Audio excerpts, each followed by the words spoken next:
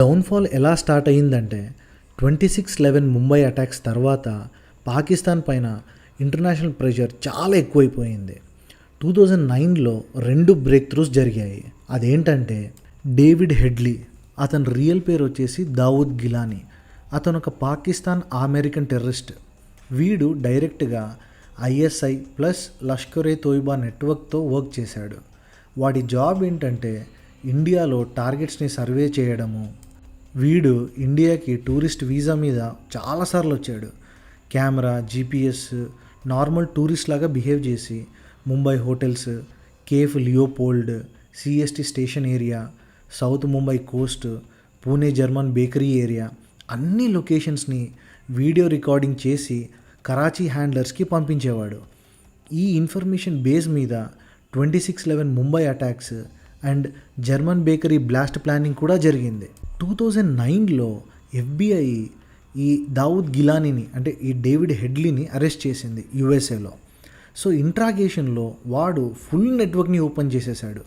Karachi project structure, ISI involvement, Bhatkal brothers యొక్క role ఏంటి, అదే రియాజ్ ఇక్బాల్ వాళ్ళ రోల్ ఏంటి, ఇండియన్ ముజాహిద్దీన్ లింక్స్, పాకిస్తాన్ ట్రైనింగ్ క్యాంప్స్ అన్నీ ఓపెన్ చేసేసాడు. ఇది పాకిస్తాన్ డినయల్స్కి పెద్ద shock.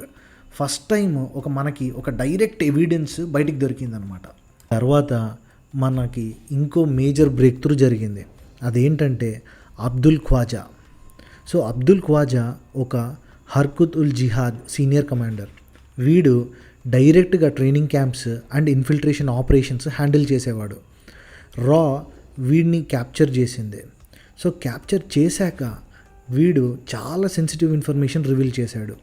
Pakistan training camps locations, వాళ్ళ ఫండింగ్ రూట్స్ అంటే hawala, fake charities, sleeper cell recruitment method ఎలా ఉండేది ఇండియాలో, so future attack target list ఏంటి.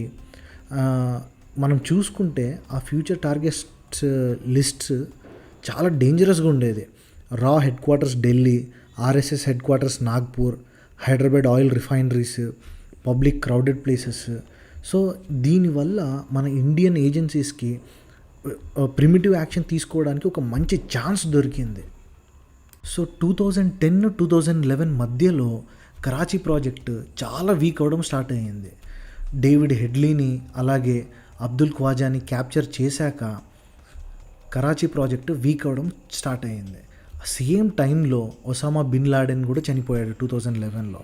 అండ్ ఆయన ఎలా క్యాప్చర్ అయ్యాడో మనందరికి తెలిసిందే. అండ్ ఇలియాస్ కశ్మీరీని కూడా ఎలిమినేట్ చేసేశారు. అదే టైంలో మన ఇండియాలో నేషనల్ ఇన్వెస్టిగేషన్ ఏజెన్సీని కూడా క్రియేట్ చేశారు. సపరేట్ వింగ్ ఇది. మన ఇండియాలో జరిగే టెర్రరిస్ట్ ఆపరేషన్స్ అన్నిటికీ వాళ్ళు దే ఆర్ రెస్పాన్సిబుల్. ఈ కాంబినేషన్ వల్ల వాళ్ళ ఫండింగ్ స్లో అయిపోయింది. ట్రైనింగ్ క్యాంప్స్ డైరెక్ట్గా డిస్రప్ట్ అయ్యాయి. స్లీపర్ సెల్ యాక్టివేషన్స్ కూడా తగ్గాయి. కరాచీ ప్రాజెక్ట్ ఎఫెక్టివ్నెస్ చాలా డ్రాస్టిక్గా పడిపోయింది.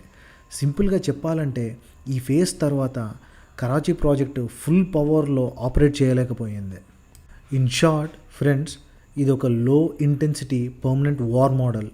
బుల్లెట్స్ కన్నా డేంజరస్గా మైండ్స్ని మ్యానిపులేట్ చేసి సిటీస్ని డీస్టెబిలైజ్ చేసి పొలిటికల్ ప్రెషర్ క్రియేట్ చేయడం దీని యొక్క కోర్ స్ట్రాటజీ. ఈ స్టోరీ నుండి మనం నేర్చుకోవాలంటే ఒక్కటే లెసన్. వార్ అంటే బార్డర్లో మాత్రమే కాదు, సిటీస్లో, ట్రైన్స్లో, స్ట్రీట్స్లో, అంతెందుకు మైండ్స్లో కూడా జరుగుతుంది. కరాచీ ప్రాజెక్ట్ యొక్క చాప్టర్ క్లోజ్ అయింది, కానీ థ్రెట్ మైండ్ సెట్ అది ఇంకా బతికే ఉంది. అవేర్నెస్ ఉంటే మాత్రమే నేషన్ స్ట్రాంగ్గా ఉంటుంది. ఈ స్టోరీ ఇక్కడ ఎండ్ కాదు, ఇది warning. Stay alert, stay informed. జై హింద్.